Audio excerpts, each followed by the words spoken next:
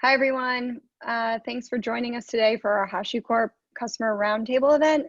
So today we have a variety of our customer speakers joining us who are going to talk through their cloud journey with HashiCorp. And to kick things off, we have our Regional Director of Solutions Engineering, Chad Armistead.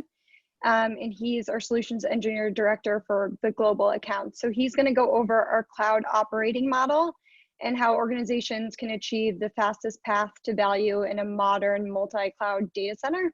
So next we have Sadia Mukhtar. So she's a cloud architect at Schlumberger. And Schlumberger is the world's leading oil field service provider. So Sadia is going to talk through their cloud adoption strategy and how HashiCorp tools enable them to deliver that strategy. Following Sadia, we have Dustin O'Brien, and he's an enterprise architect principal at Anthem. So Anthem is a leading health benefits company, and Dustin is going to discuss the security challenges they face with securing patient, payer, and provider information and how HashiCorp enables self-service for them. To close out our customer roundtable, we have Daniel Fabbo, and he's the manager of security engineering at Cimpress. So Cimpress is a strategically focused group of more than a dozen businesses, including Vistaprint. And Daniel's going to talk through their journey to securing their secrets with Vault and how they utilize namespaces to create segmentation between their different business units. So following the presentations, we'll have a Q&A moderated by Chad. So if you do have any questions for any of the speakers, please feel free to put those in the Q&A portal and we will try our best to get to them. So with that, I'm all set and you can take it away, Chad. Great, thanks, Brianna. As I was introduced, I'm the Regional Director of Solutions Engineering for New York Metro, as well as the Director of Solutions Engineering for our global accounts. Can everyone see and hear me okay? Could somebody just drop in the chat, let me know? Yep, we can hear you good. Perfect. All right.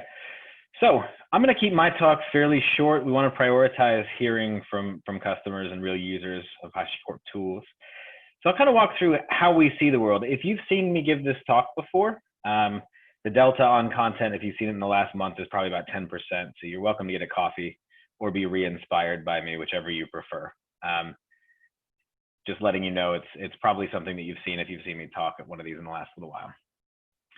So at HashiCorp, we kind of divide infrastructure concerns into 4 distinct concerns or layers. And I kind of affectionately call this the infrastructure layer cake. So there's a provision layer for creating infrastructure. There's a secure layer. There's a connect layer, which is your networking concerns, et cetera. And of course, the runtime layer, so deployment of applications, et cetera. And what we think about these layers actually in this context for the first little while, what we're going to talk about isn't that different from the way the rest of the world's seeing it. You've probably seen other folks talk about this stuff. But in the provisioning layer and in infrastructure in general, there's a change that's happening. And generally the trend has been about every 15, 20 years, there's a major change in infrastructure. And the last really major one was the shift to virtualization. Virtualization actually wasn't that new. We had KVM a long time ago, but things like VMware came along, made it really consumable, as well as things like OpenStack, et cetera. What's happening in the provision layer because of this change, or the change that's actually happening now in the provision layer, of course, is that we moved from a world of dedicated servers and physical and virtual machines to capacity on demand in the cloud. And we're mixing that with VM, containers, serverless, et cetera. Won't belabor that point. I think that's pretty straightforward. On the secure layer, secrets management, certificates, identity management, we're moving from a high trust environment, an IP-based clear network perimeter. And by that, I mean, you might have your network within your data center, you own it, it's highly trustworthy. Generally, it's highly trustworthy. And there's a clear network perimeter, right? What's happening now is because we're moving to the cloud, it's low trust, it's identity-based, and there's no clear perimeter. We'll come back to these, so I'm not going to dig too deep into them. In the network layer, it's similar to the secure layer. It used to be host-based and static IP. We could route networking based on static IPs and identity of host, et cetera. And now it's more service-based and dynamic IP. In other words, we don't always know the IP address of a workload before we deploy it. Not only that, it may not have a unique IP address if it's something like a container, or in some cases a Lambda function, et cetera. On the run layer, we're moving very similarly to the provision layer from dedicated infrastructure to run an application, to scheduling those applications across our fleet and maximizing that compute. And we'll dig into that a little bit further as well. So kind of leave that there. By the way, if there are chat items, I'm not going to be reading chat, but Brianna or somebody else from the HashiCorp side, just stop me. Just bust in and stop me if there's an important question you'd like me to address. All right, so let's go through these layers a little bit deeper for each one of these. So on the provisioning layer, what we had was static infrastructure, and now we're moving to sort of this cloud environment. And I'm not going to go too much into this. I think a lot of us understand a lot of these concerns, but a couple of things I will say are we're moving from, I call this the fourth platform problem. You have bare metal servers, you have VMs, and you may have containers, but you may have a couple of VM platforms, and you have one cloud that you've adopted. Everybody's kind of okay with having different tool sets often in these organizations that we work with, until you get to the fourth platform, which is usually another cloud platform that you need to adopt. At that point, people start to ask questions all the way up the org chart about, could we unify this workflow? And that's kind of where Terraform comes in, where you have a single workflow that's policy governed to get to the cloud. So Terraform basically says, okay, AWS has an API, Azure has an API, GCP has an API, Datadog has an API, F5 has an API. Why don't we abstract those away so that you can simply declare what it is that you need, and you don't have to learn all those platforms. It's a much lower burden to maintain talent for organizations and a much higher velocity deployment model, if that makes sense. So again, I'm not going to belabor that, but one choke point tends to be policy. So there are PDF documents outlining this policy, CIS policy, et cetera, that you have to meet. And a lot of times there are manual reviews. The idea is that you'd like to automate those reviews so that it doesn't slow your velocity of deployment out to the cloud, because you still have to meet those requirements regardless. So we talk a little bit about networking. So we have a network tool console, but there are many tools that fulfill this sort of concern. In the traditional world, what we have generally is we have a firewall, and we have our databases maybe sitting behind that firewall. And we have applications on this side that need to have bidirectional communication to those apps. You might even have a Kubernetes cluster, et cetera. And the traditional idea is that, we start out, we have IP1 can talk to IP2, right? And that works for a while. And then you start to scale up, and you have maybe 3 firewall rules that you're updating, as needed. Well, when you move to the cloud, if you haven't outgrown this model and automated in some way already, when you move to the cloud, this becomes pretty impossible, because a lot of times you're spinning up a VM and you can't really dictate, or you don't want to dictate the IP address ahead of time. You just want to make sure that it can connect to the things that you want to connect to. So things like security groups on AWS evolved, et cetera. What Console does, and I'm not going to go into the weeds at all on this, what Console does is it moves that model to, let's make sure that we have a policy or a set of intentions, as we call them, that, look, this app should be able to talk to this database. And so application A should be able to talk to database A. Application B should be able to talk to database B, and there the twain shall meet. They shouldn't be able to talk to, A shouldn't be able to talk to B, B shouldn't be able to talk to A. So what we're doing is making sure that we have an access rule, a set of intentions, and no matter where we deploy that workload, if it's a container or a VM, if we deploy it on-prem, or whether we deploy it in the cloud, we can set an intention that it can talk to the correct services, not necessarily to the correct IP addresses. It's the identity of the service that governs, and that's going to take us into the secure layer, because in order to automate this, you not only need the layer where you're maintaining these intentions and registering services automatically, so you can automatically configure load balancers and other things. You have to be able to rely upon the identity of the service for all of that to work. In other words, if somebody just spins up, my handmade service and says, yeah, I can talk to anything, that's not going to work, because if I could spoof the identity of a trusted service. So you have to have a reliable sort of identity. And the way that I described this, I heard it described once, and I love it, is that if the internet is now our network, because we're moving to the cloud, the only reliable perimeter is identity. So if the internet's our network perimeter, the identity is our perimeter. And so with both the networking layer and the secure layer, we need policy. So there needs to be some policy around there to replace firewall and load balancing rules, et cetera, in an automated way. If you're going to scale in an elastic way with the cloud, because it's not feasible to be updating a spreadsheet every time you're deploying a workload or a set of workloads. So on the secure layer, just pull down there. So if we have a tool called Vault, but there are many tools that do various parts of what Vault does. But the core idea behind Vault is that over here in the cloud or on-prem, you have applications. You might have a Kubernetes cluster, and you might just have other applications in different languages. And over here, you have something like Active Directory or LDAP, et cetera, as a source of identity. You might also have AWS IAM, Azure Active Directory, Azure MSI. So all these different sources of identity. If you are an enterprise of any size at all, you probably have multiple sources of identity that you need to unify, and you probably have multiple types of workloads that need to get things like certificates and passwords, et cetera. So the question is, how do you reliably assess their identity? Because if we think about networking, the identity of these apps, if we're going to allow them to talk to other services based on their identity, has to be established in a way that we trust. And so what Vault allows you to do is to leverage the identity frameworks you already have. And let's say I'm an app, and if I'm deployed on AWS, I have an instance profile. If I'm deployed on-prem, I have an Active Directory profile. It doesn't matter, wherever I'm deployed, that Vault will grant me the same identity as long as it's configured correctly, and I will get the appropriate access to certificates or to databases, et cetera, regardless of where I'm deployed. The access level stays the same, even if the source of identity is different. A really great analogy that I like is Vault is very much in secrets world like a hotel clerk or a concierge. I may have a passport from the United Kingdom. I might have a driver's license from Massachusetts, and another person may have a passport from Ghana, let's say.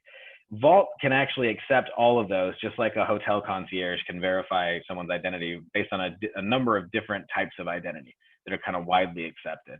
And not only that, it can grant least access.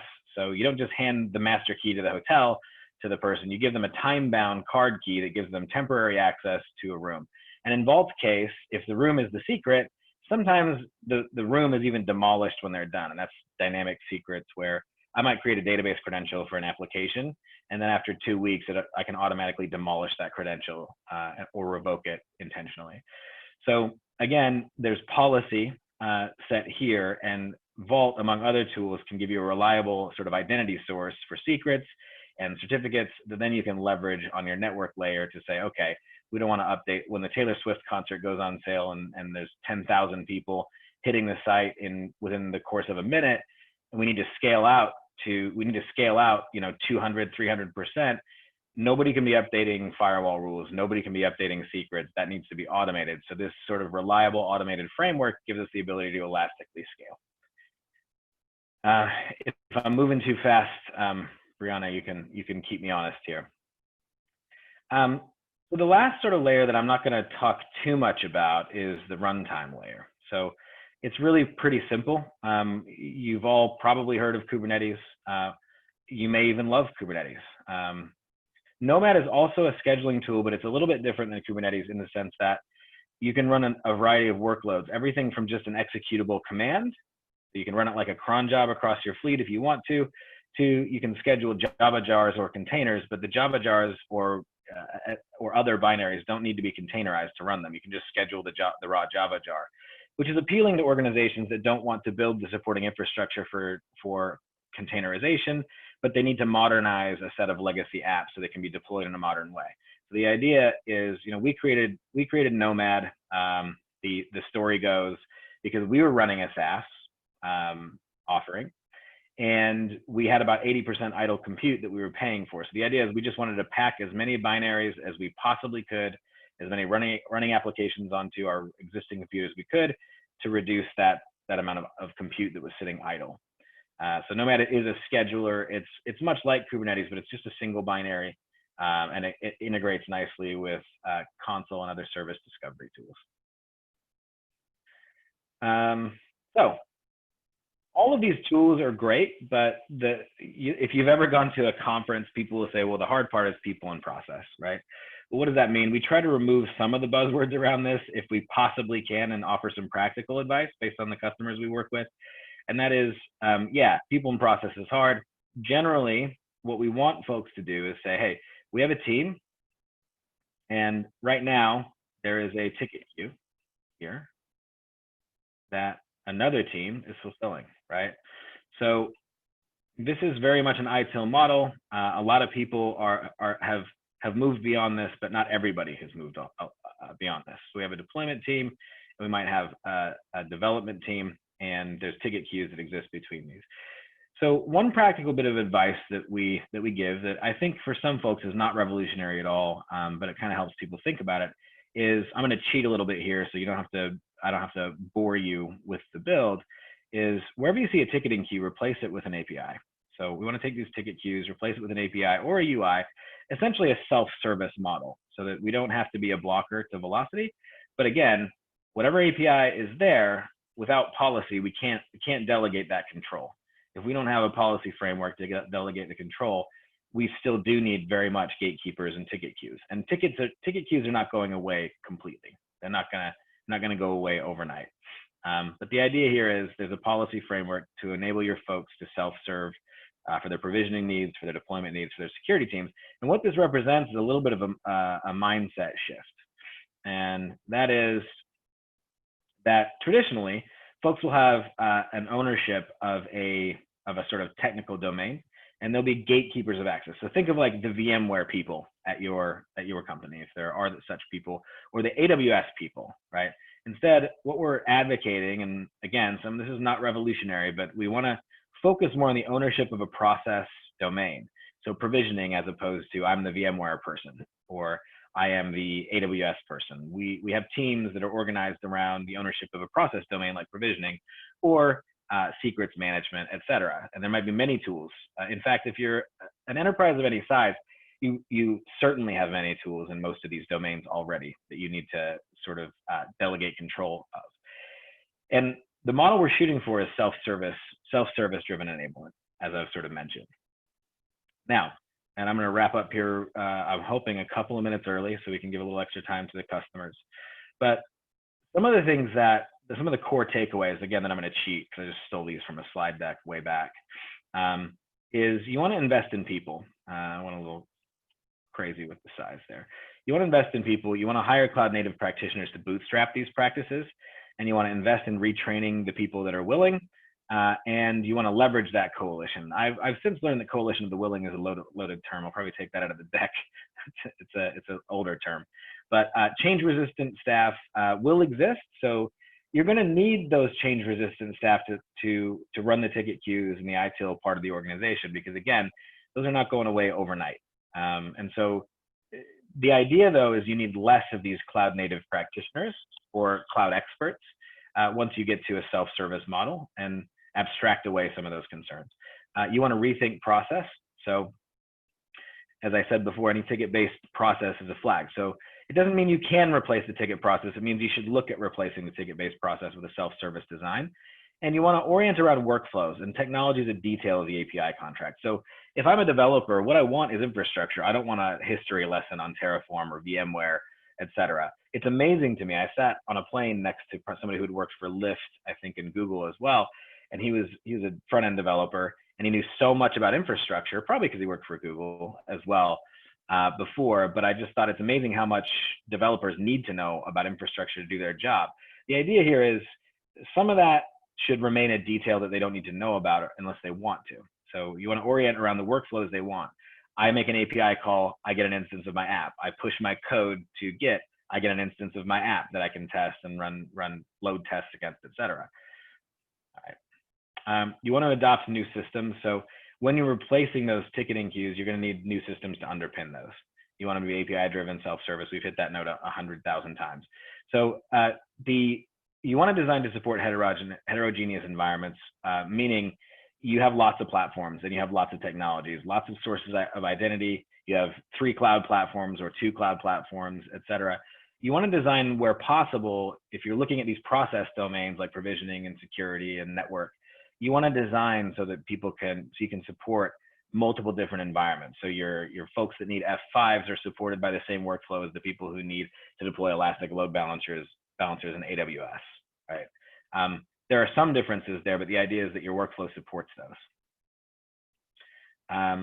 So remember, VMware for some companies took 10+ years to adopt.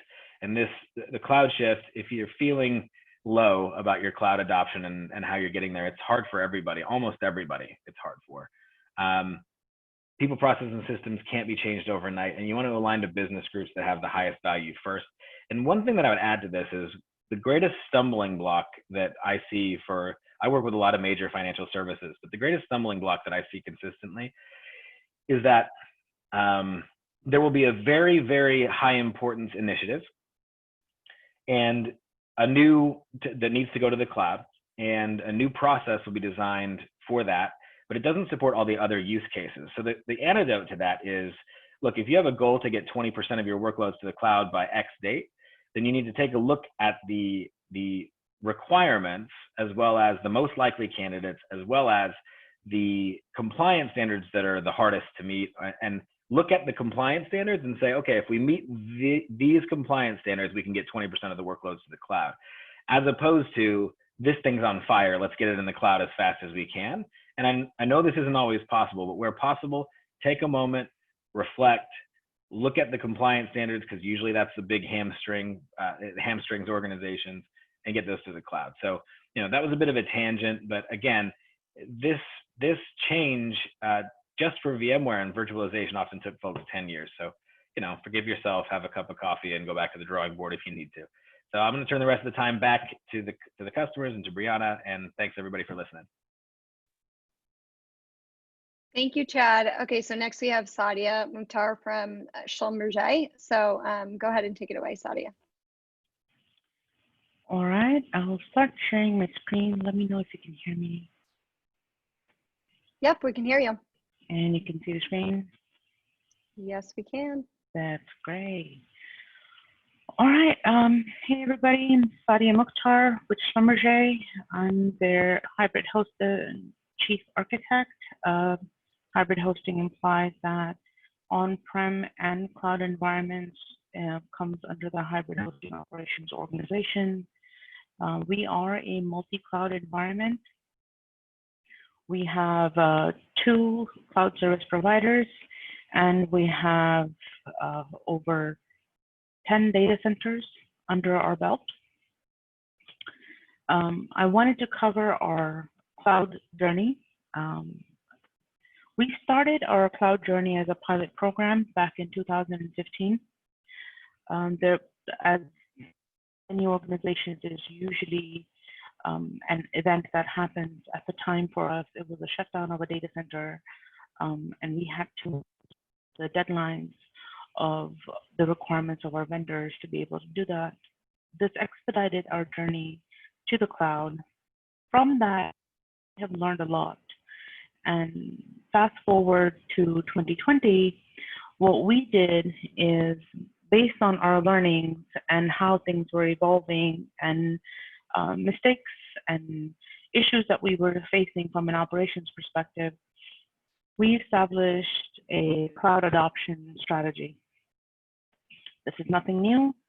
This is classic Cloud 2.0, 3.0 defined by Amin Badat from Google Enterprise himself. He is a fellow in Google organization. And the concept originally started from a networking perspective, when SD-WAN and networking was getting more software oriented rather than concrete device oriented. So this actually emphasizes on how do we change focus when it comes to data center and data center use case. We are more focused on virtual machines, disk capacity, network, where does our data sit, perimeter. We were talking about perimeter earlier. Each one of those have a team associated to it. Each one of those are silos. When it comes to Cloud 3.0, when we're using platform as a service, and I don't just mean Kubernetes orchestrations or Cloud SQL, I mean PubSub, Composer, Functions, BigQuery, I mean those ones, where you don't worry about what's the capacity on it. You just use resources as you have needs associated to your application. You stop thinking about constraints on your resources and start thinking about applications and functions, storage disaggregation, what are your service level objectives and indicators that you want to measure. Intelligence becomes very important in your application's roadmap and structure, doing ML on top of your data. And your security aspects change. Instead of perimeter being the guard at the gate, you start thinking about policies. This cloud adoption model, it's great, and it applies to small organizations and enterprise level organizations. So what we did is we conducted a very rough and quick maturity assessment for our organization. And we found out that we are somewhat not exactly Cloud 2.0 because we do not have automation and infrastructure as code. There were silos and teams that were executing the ITIL mentality that was just described. So we identified a few sets of user stories. We said, let's take it from a perspective owner. At the end of the day, an application owner wants to do something. And to them, it doesn't matter. It could be on the cloud, it could be on-prem data center. They want to host their applications. So based on our ecosystem, we divided up our user stories to on-prem, cloud, and then we had container orchestrations and platform as a service. Mostly because implementation for these user stories are very different. So we took it from a perspective of what do we want our application teams to do? And we identified what is the current state. And what's interesting is for all the user stories we identified, we were actually doing them all. We were enabling the organization to conduct those and not be stuck. However, we were taking a while to execute them, which meant it's time invested in where teams are waiting to get delivery from our operations. For our on-prem data centers, the wait time, whether it's done by our teams or it is done by a vendor, it was about 3 to 6 weeks. 3 is easy, 6 was medium complexity. For our cloud teams, it was about 1 to 2 weeks. For about medium complexity, if things got more complex, the time was off. And just like was just from an ITIL perspective, there was a lot of handover between perimeter, network, DNS, identity, endpoint security, cloud ops. So we took the current state and said, that's great. We have met a milestone where we are able to do this, because our first step in the journey was to actually enable that, to enable network in the cloud, to enable security, to have the processes and standards for compliance. The next evolution for us is to actually and provide continuous improvement of this process. So we have given ourselves a desired state of what we would want it to be. We want all of that user story completed in less than 30 minutes. We are still on track for that. We are delivering our first and second use case this year. The second use case is already delivered. So hope is not a strategy. So this is what we did. We identified areas where we need to automate and reduce toil. Instead of just taking the same ticket-driven process, we rethink the process. We identify why we are doing what we're doing, and we design some of those pieces, ideally API-based.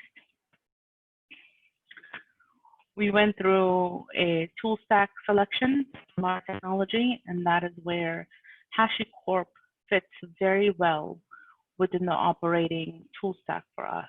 We are currently using Terraform for our provisioning, Vault to secure our secrets, There are a few use cases that we are heavily using it for. We're using a configuration management tool for when a resource is provisioned, how would the standard configuration for that resource look like? And from an enterprise perspective, I'm sure I'm not the only one. There are about a handful of agents that need to get deployed on each resource to make compliance from both security, IT, operations, call it backup, software asset management. So we are using a consistent configuration management tool associated to that. Along with that, HashiCorp product platform integrates with an enterprise service management tool that we have selected. This year, we have a plan to conduct a full proof of value and proof of concept associated to that. The idea behind this and our journey for Terraform that we selected is we are doing all infrastructure as service requests that come in and provision that through. We are also, one of the benefits that we have with Terraform is to be able to provide an internal organization's module registry, which means the development teams that have the skill set, the capability, that have actually practicing through DevOps or site reliability engineering, they can have access to that module registry, and they will be able to deploy their resources all by themselves, their own control. And this has enabled and will enable continuously teams to bridge that gap between development and operations. Our module registry is encompassing of mostly internal IT requirements. When it comes to outside of internal IT network, the existing module registry that is there, which is public for Terraform, is relatively comprehensive. We definitely encourage our teams to take a look at it and take advantage of it. Our internal IT modules are not just provisioning of a VM into the cloud. They actually integrate with to provision our network, and that means Cisco devices, doing the BGP routing, doing the firewall rules. Alongside, it will also go ahead and do an IP address allocation within our IPAM. It will do a DNS record for us. By the time a user ends up getting a VM, it's ready to go for their application. If the team that is using the VM has the skill set to properly use a configuration management system, we encourage them to have their deployment associated with the application, especially if it's a complex application, to use a configuration management system. If the application is not very complex, we use our application lifecycle management our tool associated to that to do their automated deployment into their resources. This has encouraged consistency. It has encouraged speed to delivery to our end customers. It has also surfaced many challenges associated to it. We have also, alongside with that, there was a need for people to get access into their own resources. We have this governance model that works across our multi-cloud environment, and it has significantly helped empower our teams to gain access to their own resources and to gain access to their own billing spend that's happening at the time. I do want to say that for Vault, we are running the way we integrate with Terraform, with the way we implement our use cases, we definitely integrate with Vault for our secrets management. The provider that is available in Terraform for Vault is incredibly helpful to have clean implementation. That API-based interaction that was earlier mentioned, the module and provider abstraction there that is available in Terraform significantly helps with that journey. Some of the other challenges that we had with Terraform is a skill gap. People that are part of the operations team, they have to learn not just the fact that it is a new set of language, but now we have Git repo, we have a pipeline for our release management. It has been an interesting journey so far.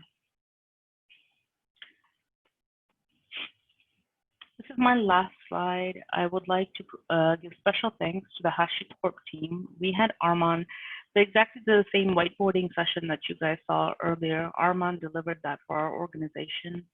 Our digital operations lead VP, our security director, many of our upper management was able to attend that session, and it was incredibly instrumental.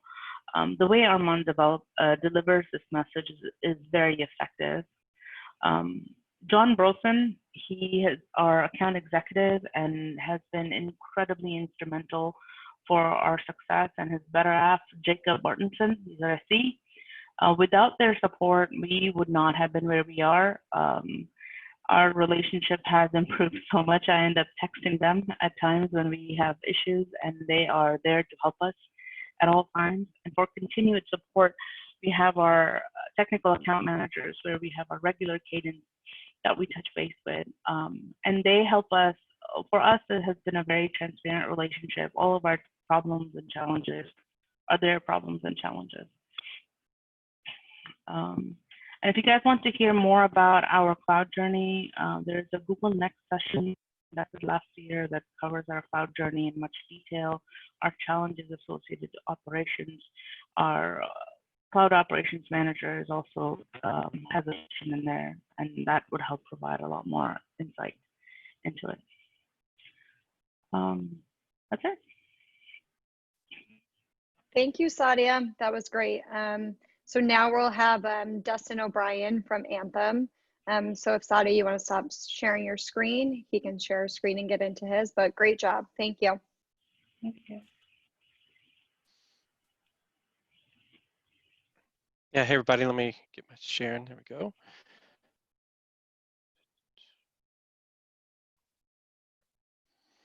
All right, give it a minute to come up. But yeah, so nice to virtually meet everybody. My name is Dustin O'Brien. I'm a executive principal at Anthem. I'm in a group called the Cloud Platform Services. We're in a Anthem Digital Initiative and Transformation Office that we have at Anthem as we reimagine our members' experience through technology and cloud. So today, I'll talk a little bit about our journey in the cloud, why it's important for Anthem in a highly regulated health benefits provider, and the things that we have to deal with from a security standpoint, and why our partnership with Hashi has been fruitful and really helped us in our journey. So let me talk a little bit about Anthem. If you don't know, Anthem is one of the largest health benefit providers in the US with over 40 million members. We're a Fortune 50 company. We're the largest Blue Cross Blue Shield provider in that association. Our mission really, our mission, our value, our strategy really drives our technical decisions and our technical focus and our roadmap and how we want to use technology and the skill sets that we have in our associate base and our employees to drive transformation of a member experience. A member to us is somebody that we're providing health benefits to, and we are continually looking to improve their experience and their lives in the communities that they live in. So we talk a little bit about that digital transformation and why it's so key to our cloud play. For us, cloud is not just an extension of what we have already always done, but is a change in the way that we are providing an experience for our members. It is a operating model, it is a mindset, it is a change in the way that we leverage technology and applications to meet our business goals and our values. So for us, that evolution, like many others, like many of you on this call, how we started in traditional IT and moved in a wave of virtualization, we're now in a wave of multi-cloud. And I'll talk a little about the benefits that we're gaining from a true cloud environment. And those can be labeled, what's important for us is how we bring different endpoints for compute, networking, storage together in that multi-cloud journey. So we have applications running in a multitude of public cloud vendors, hybrid cloud approaches, and on-prem paths, whether that's a serverless architecture still in capability in our data center or a container platform in our data center, what we call sort of an on-prem PaaS environment. All three of those are achieving a certain maturity in the capabilities that we want to gain. And I can't reiterate enough, for Anthem, cloud at Anthem is all about being a digital first and bringing the best of next-gen technologies and security to our members and people that we provide health benefits to. And so you'll see that in a number of products and initiatives that Anthem has and we're trying to bring to market. We have amazing startup journeys with a company called IngenioRx, trying to transform the way that we do pharmacy benefit programs. We have just released a digital sandbox that's open to the world to have terabytes and terabytes of data to analyze in a de-identified way. We're looking at how we're analyzing certain data that we have collected and de-identified our members from to secure it, but provide it to the market to help analyze things around COVID-19 and other challenges that we have as a society, providing that. All of that is made possible by really rethinking the way that we do compute, storage, and network and our cloud focus. So talk a little bit about why cloud is important for Anthem, and we call it our Cloud at Anthem focus. And like I mentioned, we have a business unit called our Anthem Digital Business Unit.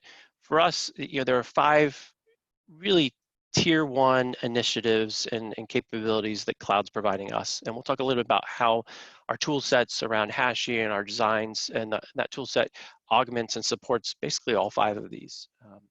The first thing is we have amazing talent around application development, and we've really transformed the way that we are developing applications for our members and the people that we provide health benefits to through the Anthem networks, and providing them with a self-service, on-demand provisioning, wide array of services at their fingertips to have everything they need in next-gen tool sets and services to enhance that experience. And so we'll talk a little bit about our service catalog and how it has helped us meet that need of self-service. The other thing is automated and lean operations. For us, being as efficiently as possible of being available 24/7, 365 days a year is really important for people to have access to their health benefits. Whether that's a phone call, a website, an iPhone app, or behind the scenes, their pharmacy or their doctor being able to have an experience that meets their on-demand needs and even me as an Anthem member, my on-demand needs for my family and having health benefits that fit our family. So that having those operations that are lean and automated and efficient, it reduces costs in the healthcare network. It improves response times and getting you a feedback loop of what happens behind the scenes when you go to that doctor, that pharmacy. The third thing is what we'll highlight quite a bit. I'll highlight quite a bit in this talk is built-in security that is in-depth across the board, all layers of our life cycle of an application, all the way from the ideation of thinking about a new way to provide a service to our member, to the member using that service. For us, building in security across that entire life cycle is really key to build our confidence with our member that their data is secure with us. So we have very rigorous security standards, but we also want to innovate. So how do we do both and reimagine our partnership between innovating with new technologies and providing the world-class security standards that our members expect from us of their health data. The fourth thing is enabling innovation. I talked a little bit about that focus. We have a big platform called our Sydney Health platform that provides iPhone, Alexa skill type interfaces for people to access their health benefit information and interact with Anthem. And so access to those advanced services in a safe environment to rapidly innovate has been key for us in the last couple of years to push forward how we're transforming in our digital landscape. And the other thing for the business as a whole, we have stakeholders, and some of you, and I know I do, may have investment portfolios that include Anthem. So it's important for us as a publicly traded company to have the flexibility as a business to really expand, as we acquire and expand and grow, as we, streamline and become more efficient.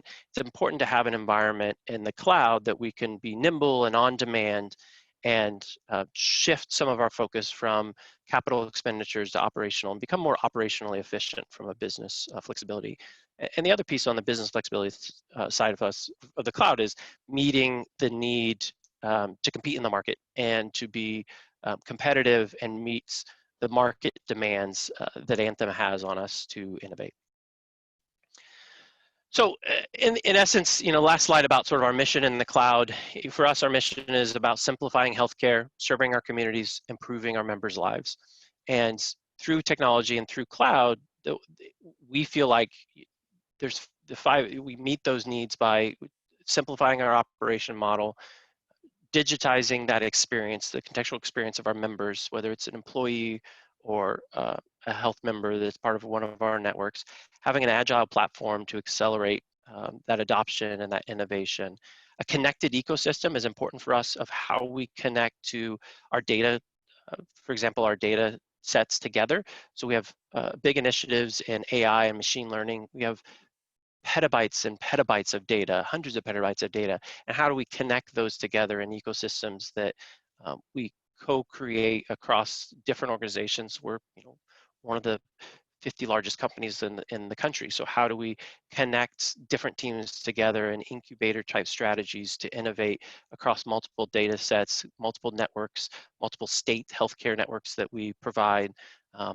And how do we connect that ecosystem through APIs? And we'll talk a little bit about doing that in a way with shared tool sets and shared platforms. And then the fifth thing for us that's really key, and I know Chad mentioned it, and for Anthem, it is paramount of how do we attract world-class talent and create a culture that builds our technical brand, our collaboration, our community engagement with communities like you guys, right? We are a community here that are here because of HashiCorp. This is a HashiCorp community. And so it's key for us as we engage in those communities, be it open source or enterprise communities, meetups. The importance of Anthem is serving our communities. And that doesn't just mean a foundation, and it also means our technical communities and giving back into the technologies that we use, contributing back our mind share, but also learning and teaching in a community that Anthem's a part of in technology now in the public cloud. And investing in our people has been really key of whether we staff up or train up internally, understanding next gen patterns around application development, microservices, serverless containers, to DevOps patterns of, and really understanding what that means for Anthem of automating everything, deploying the same way everywhere, zero downtime maintenance. Those are all patterns that we focus in on in our culture and our talent pool at Anthem. So let's talk a little about security, and then I'll, it's kind of the second phase of this presentation, then we'll talk about our Hashi partnership and how those products have met our needs and our cloud focus. Security is, I've been supported a number of different Fortune 1000 companies in my 2 decades of work in IT, and Anthem is at the forefront of considering the security of our data, because our data is our members' data. It is information about their lives and their healthcare environments that serves them. And so security is paramount for us. And we actually, it's interesting, our focus in cloud is about how can we do everything better at every day that we come into the office. And that includes security. How can we do public cloud and the applications we have? How can we reimagine certain key security controls? And data governance and security is a key one for us. We've reimagined how we store PHI data through encryption and tokenization.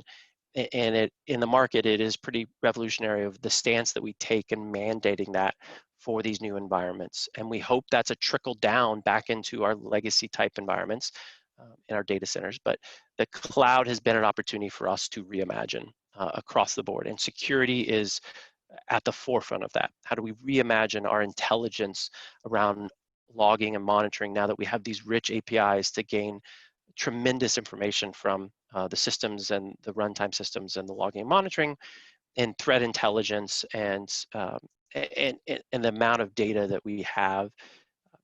The other piece for us, we'll talk quite a bit about Service Catalog and our focus in Terraform, is the security guardrails that we're able to bake in at time of development, and the security controls that we can meet via code in this mode of everything is code. So is our patterns to meet security controls, and integrating our guardrails, our security guardrails early on in the development life cycle of infrastructure and application code has been key for us in the cloud.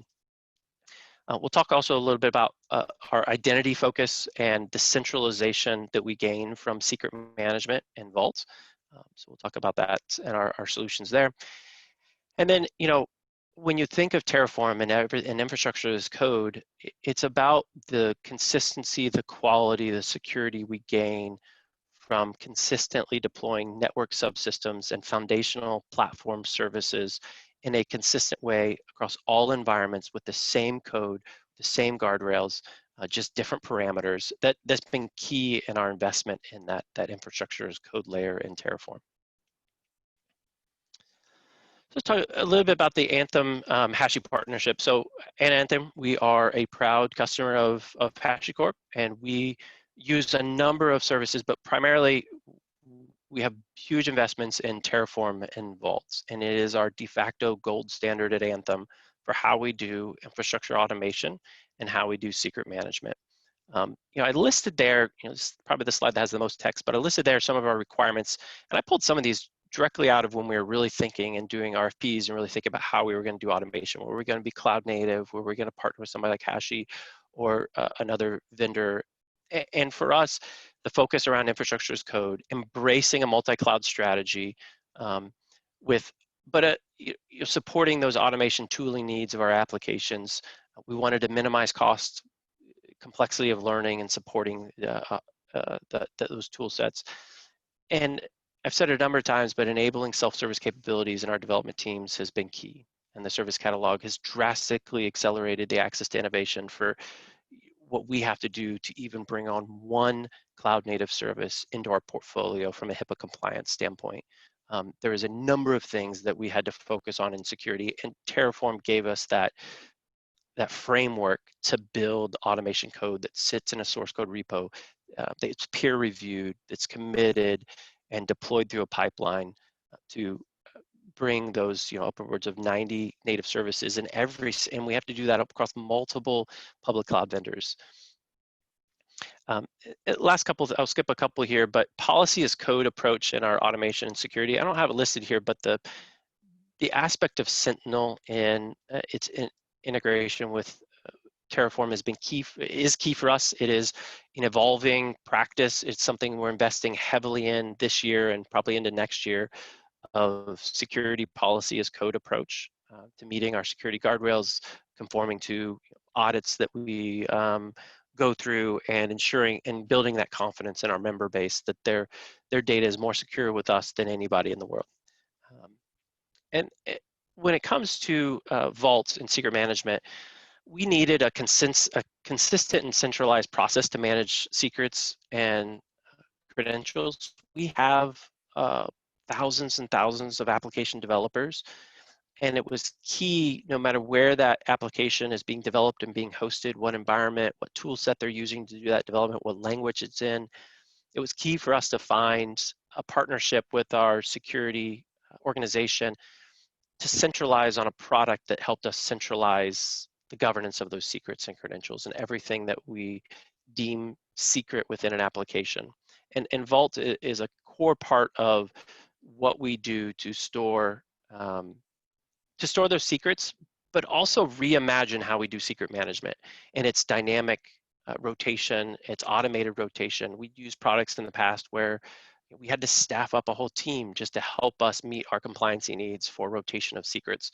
And Vault and the automation there, and the integration it has, and the developer-friendly APIs that we've developed on to build those dynamic rotations has helped us reimagine how we secure those secrets that are important to protect in our applications that sit in the public realm. We have people all around the world that access those applications. So the point of entries of in security and protecting those point of entries has been key. And then for us, in both these scenarios, whether it's infrastructure as code, service catalog, secret management, we had to have a highly available multi-hybrid cloud platform to meet. We have very stringent replication and failover requirements. We have people developing applications every hour, every minute of the day, 24/7, to grow in our market, to meet our members' demands, and to drive rich experiences. And so having those highly available platforms was key. And the next gen, I would say, clustering ability of Vault and behind the scenes with Console has been key for us to really set it up and have it being used by application teams, and going back to that principle of being lean in our operations and know that it's just going to work. And we can recover very quickly if there's any infrastructure failures with zero downtime. We have many of our applications now, newly developed, have trying to achieve zero downtime maintenance, blue, green, and canary releases, really next DevOps patterns that will allow us to provide the most highly available experience for our members. Let's talk a little bit about service catalog and our development approach. Our service catalog is based on Terraform. That's what we use. And the service catalog is all about analyzing a service that an application team wants to have, having a joint hybrid team that builds that automation, builds it once, and we use it many, many times across the organization. And our partnership with our security organization and our security standards has been key. And right from the inception and right in our life cycle is a stage of passing security guardrails, defining those guardrails, getting agreements on them, how we're going to meet our controls, and the methods by which we do that in a given cloud environment, in a given service. And so part of our life cycle in the build stage is identifying, gathering information, then building and deploying those that code that meets those guardrails. And then rigorous testing, not only from integration testing as people pull services from the service catalog, but also testing from threat management. And we have a big initiative in our information security organization around penetration testing and hardening, and a whole team that helps us pass those tests, not just from a code quality standpoint, but a security quality. And then the end of the service catalog, I'm part of a team that has developed and implemented Terraform to provide it to applications. And that handoff and documentation has been key to us of how we educate all of our Anthem peers and associates and developers to use Terraform in an effective way. And the same goes, the interesting thing, we started our journey with Terraform, and Vault was quickly behind it. We needed to enable innovation, and Vault became central in providing a core aspect in this service catalog usage of stitching things together through secrets, whether that's that database call, that IAM role that's needed for an application, being able to have an environment that's shared, that's governed to meet that need was key for us. Talk just a little bit about the journey that goes through, in using Terraform and Vaults at Anthem. So this is from the perspective of our partnership with how we develop application and software to meet, to provide to the market to the 40 million members of Anthem that start in Terraform of building those automation artifacts and then building pipelines around that. So the application teams, we can enable that innovation. They can start to pull assets out of our service catalog that they know, and code snippets they know have already passed code quality tests, security tests, and it gets them to green quicker, right? What I mean by that is it gets them to knowing that they're using services in the cloud environments that is already vetted, already approved. They don't have to go through those headaches. All they have to do, and we have enablement teams that help them, and our Terraform and Vault focus on building their pipelines and stitching together these services out of the catalog to just drive their code and meet the computing, network, and storage needs of the application experience that we're trying to deliver to the market. So that kind of tells the Anthem story, and really our partnership with Hashi was key and a core aspect of transforming the digital landscape at Anthem and all of our members. And it was key in two aspects around the automation of everything that we do is our focus in Terraform. The dynamic usage and secure usage of secrets at Anthem is where Vault fits in. And stitching those two together has been key for us to meet our security needs in as effective a way as possible so that we can drive innovation. We have to do both as an organization. We have to innovate, and we have to be one of the most secure organizations in the world. And doing both for us through automation and our partnership with Terraform and Vaults has been key. So that's a slide deck. Happy I know at the end we'll have some Q&As, but hopefully that was helpful in kind of telling you our journey and how we use Terraform and Vault. Thank you, Dustin. Okay, so next we have Daniel from Cimpress. So feel free to share. Thank you. Okay, just give me a second. There we go, share. Hi, everybody. So my name is Dan Fabbo. I work at Cimpress. You probably better know us as Vistaprint for the majority of the people on the call. Our primary service is printing. Mostly people know us for business cards. I've been at Cimpress for just over 10 years. Started in infrastructure and worked my way into security. As one of the key aspects of that, over the many years that I've been working at Cimpress, one of the biggest problems that we've had has always been secrets in plain sight, whether they were in code, whether they were in config files, in registry keys, so forth and so on, and in some cases even sticky notes on someone's desk. And we've had many of security assessments, red teams, pen tests that have come in and always inevitably found these secrets and were able to exploit whatever application those secrets were tied to. So we needed a method of being able to secure these secrets, but at the same time still give our developers the functionality to be able to do this from code. We had a secrets engine at the time that was great for end users, but was horrible for applications. So we did a deep dive looking at the various platforms that were out there that did secrets management, and we got feedback from our developers that they were just not meeting their requirements. There was too much overhead blocking their development and so forth and so on. So we did finally take a look at Vault, and so because it was built from the ground up to be API driven. And so when we started to do that, we got some pleasant feedback from the developers that this was something that they could leverage, that they could use. When we did deeper dives, it had integrations into the things that we were using in our pipelines. So one key thing that you get, one key issue that happens for us at Cimpress, because we are 11 different companies, each one is totally different tech stack. And we needed to be able to have a technology that could integrate to each one of those different tech stacks for the different businesses. Originally, we started off by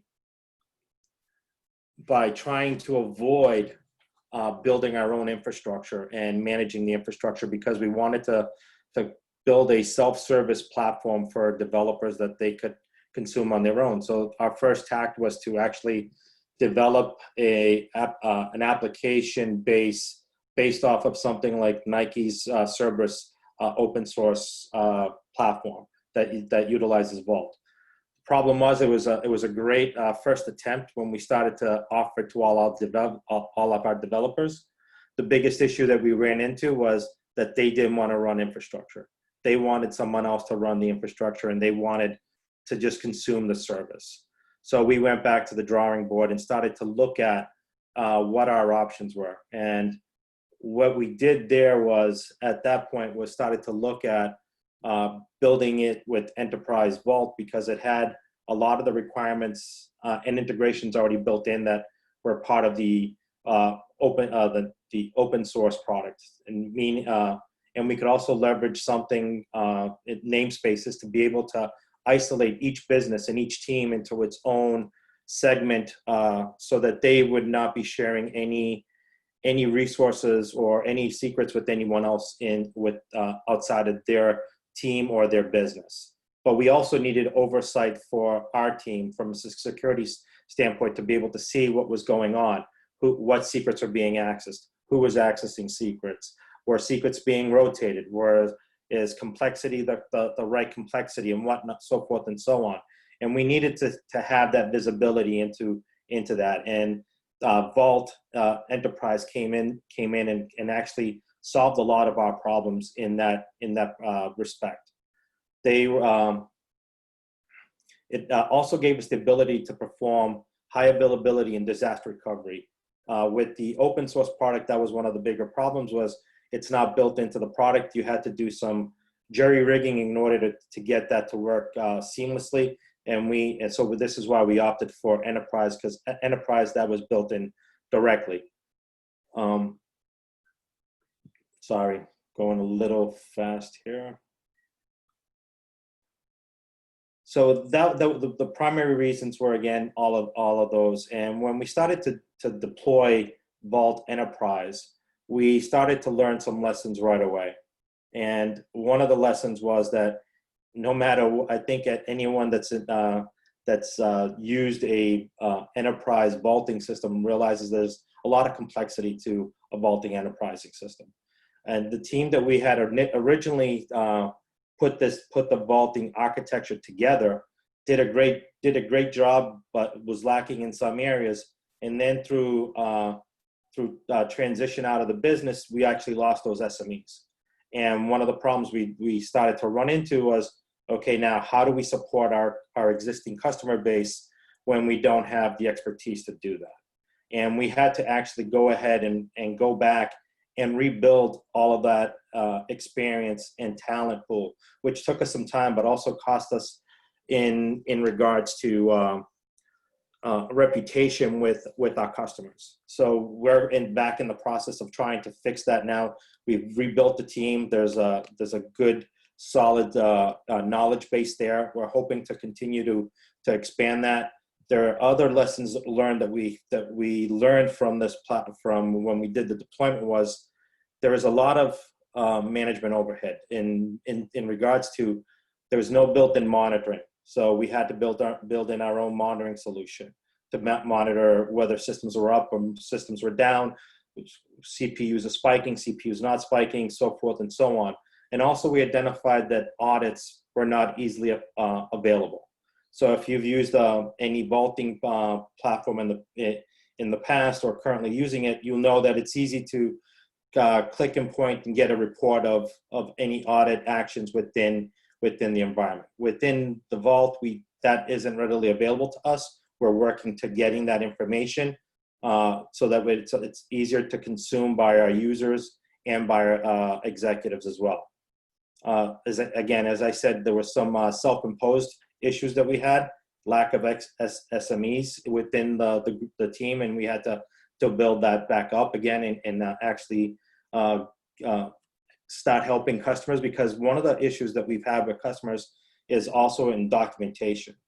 Documentation is slightly lacking, and we've had to kind of supplement with that with our users, because a lot of our users are new to the platform and they're trying to figure out how to use it as well. So we had two self-imposed issues there. One, we were trying to learn the platform, and our users were asking us to help them with the platform. So hopefully we're in a good, we transition to a good spot at this point where we actually have built up some of that information knowledge, and we are actually being able to help our customers. We want to be able, our customers to be self-reliant. That's the reason why we chose Vault in regards with namespaces, because the way we developed it is, if you're familiar with AWS linked accounts, essentially we've kind of modeled after that, in that when a customer or a business wants to use our Vault, we provision them a namespace, and then they're responsible for that namespace with oversight from us. So that this way, if they want to, they can create sub namespaces for other teams within their tribe, so forth and so on. And we're trying to minimize the impact on our team, because we're a security team and we're a small team, and we don't have a lot of resources to dedicate to making sure that Vault stays up and running 100% of the time. One of the things that we are working with Vault is looking toward, definitely looking forward to the HashiCorp cloud platform.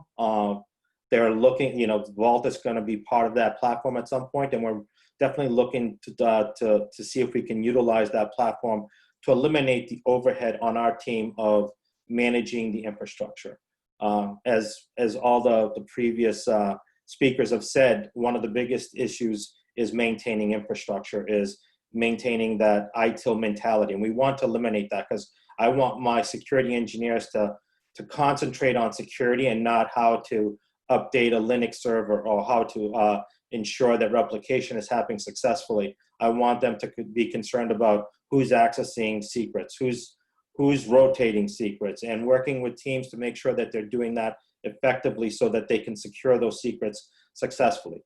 We're still in the infancy stage of getting that done, but I think we're well within our way of doing that in the future. And we definitely have leveraged HashiCorp, and they have been a big supporter of ours in trying to and getting our teams up and running and going forward with Vault. And that is it for me. Awesome. Thank you. And thank you to everyone who presented. So now we're going to go into the Q&A portion, which Chad is going to moderate. So if anyone has any questions for any of our speakers, please feel free to put them in the Q&A. But with that, I'll turn it over to Chad to begin the Q&A. Sure. Thanks for the presentations all. Really educational for us to hear what customers are actually doing, the real challenges that they encounter and how they overcome those. Just useful for us as a company. I hope it's useful for everybody else as well. So I have a few questions. The first one is directed at everybody, but what I'll do is ask the question, and then I'll kind of ask each of our participants to answer it individually. And we'll get to as many questions as we get to. So the first question, and we'll start, sorry, let me shut off my phone here. All right. First one, we'll ask Sadia to answer this first. But what are your short and long-term goals for HashiCorp Solutions? For HashiCorp Solutions, we started our journey with Terraform, and Vault is following up next. Packer would be the third one that would go live for our image management. Our goal is that there is a consistent operations around all our hybrid ecosystem, and it will become the next operating model. We still have legacy baggage that we deal with silos, and the goal is that this will become our operating model. And the journey, the training, the change management aspects are moving on with it. We have a few POCs starting with console, but our network complexities are pretty intense. Being a company that is 60 plus years old, 10 plus data centers, 2 cloud service providers, with Bell site connectivity across the globe, the network complexities are very intense. So for now, we are sticking with Vault, Terraform, Packer for all of our hybrid hosting operating model. Excellent. Thanks. It's definitely a lot happening. So same question really for Dustin from Anthem. Just if you could just give a quick highlight of your short and long-term goals for HashiCorp solutions, our tools. Yeah, it's probably the same short-term and long-term, and I'll explain why. But in the short term, we've invested heavily on building out our deployment of Terraform and the Service Catalog and Vault. Our short-term goal is about enablement, adoption, education. Probably not in that order. So let's say education, enablement, and adoption of educating a lot of people within Anthem that are making incredible applications. The value of using the Service Catalog, some of the work that we have going on in the public cloud space and our what we call our landing zones or our foundational platforms. So it's about educating people not only on the nuance of how to develop Terraform, but why, what it gains them, and best practices on pipeline usage and stitching things together. So short term, there's no question, it's all about adoption programs. It'll be lots of lunch and learns and wiki pages and helping application teams that number in the hundreds gain a workspace, use that workspace effectively, and deliver production quality automation code with it. We have a number of application teams that are already doing that. But we have a long road ahead of us to make it the gold standard. And I would say that's the long-term focus, is making automation as code through Terraform, best practices with secrets and automatic dynamic rotation of those secrets as the gold standard of how application teams meet their need for infrastructure and secret management. Great. Awesome. Thank you. So rounding this question off, Daniel from Cimpress, just to reiterate, what are your long-term and short-term goals for HashiCorp tools? So for us, it's a little bit different because I am strictly in the security sector, but I do work with our HashiCorp account team to look at the different products and how they can be leveraged for security. There are some definitely want to look in the future at Sentinel because I like the idea of policy-based settings that we can work with the different teams, especially when it's in regards to secrets. But for now, we're really looking forward strictly to Vault and how to improve our secrets management within our different businesses. Again, as I stated in my presentation, there was and there still is a lot of plain text secrets out there, and we need to help our developers be able to get away from that, as well as Dustin was saying, also setting up automatic rotation, because that if we can do that, we will probably get 80% of the security back from all the public secrets that are out there, because we don't want developers to know what those secrets are. That should be something that's in Vault, and the application should be handling it automatically. So we're really looking forward toward the HashiCorp cloud that's coming in the future. Excellent. All really thoughtful answers. It's clear that you all are right in the thick of this, for sure. So before we go to audience questions, there's a couple that I think we should get to. One thing that and this is for all participants, and I think Sadia might be having a little bit of an audio issue, if we can help her out with that. But I think this is a popular question, something we hear about a lot in the field, and that is, what feature would you like to see on the roadmap, or which new features are you most looking forward to that you already know about? And I think we can go in reverse order here. Why don't we start with Daniel on that one? Yeah. So just to kick off from my last answer, HashiCorp Cloud. Yeah. Again, that is the biggest thing for me, for not just for Vault, but some of the other platforms that you guys are looking to put in the cloud. Again, our biggest push is we don't want to maintain infrastructure. We want to be able to be security engineers and not be operations engineers. And the biggest drawback to having it on-prem is that I need to maintain that experience level and making sure that SMEs that not only know Vault, but also know the underlying operating system, know the underlying cloud infrastructure. I think it was Dustin that had mentioned it earlier, where we want to totally separate that from the practitioner, so that the practitioner is worrying about what they need to do for their particular practice, rather than all the underlying infrastructure needs that goes along with that. Yeah, that's interesting. I'm actually interested, in addition to the question, I'm interested in Dustin and Sadia's take on that. If the managed services, cloud offerings, et cetera, that HashiCorp's looking at delivering, I'm curious if there's a similar level of interest, or if you enjoy having the control of deploying them in your own data center. Yeah, certainly at Anthem, I think I'd be remiss to say that we like to have our own control. Being a big organization that we are, we are not focused on the cloud initiatives. It's amazing. I was a contractor before this, and I know lots of it. But at Anthem, our focus is on how we integrate Terraform and Vault into our existing, not necessarily the data center, but our public cloud vendors. And I think we're probably more interested in the feature development of.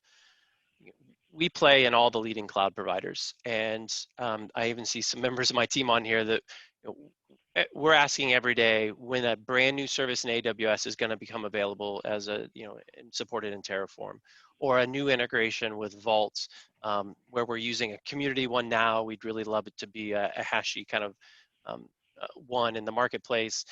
The integration for us and the amount of services that we are looking to use, specifically probably in our data analytics, we have a massive effort in improving the way that not only Anthem and our members, but the market and our world uses healthcare data. And for us, that makes us use services that have just been released from AWS or another cloud vendor.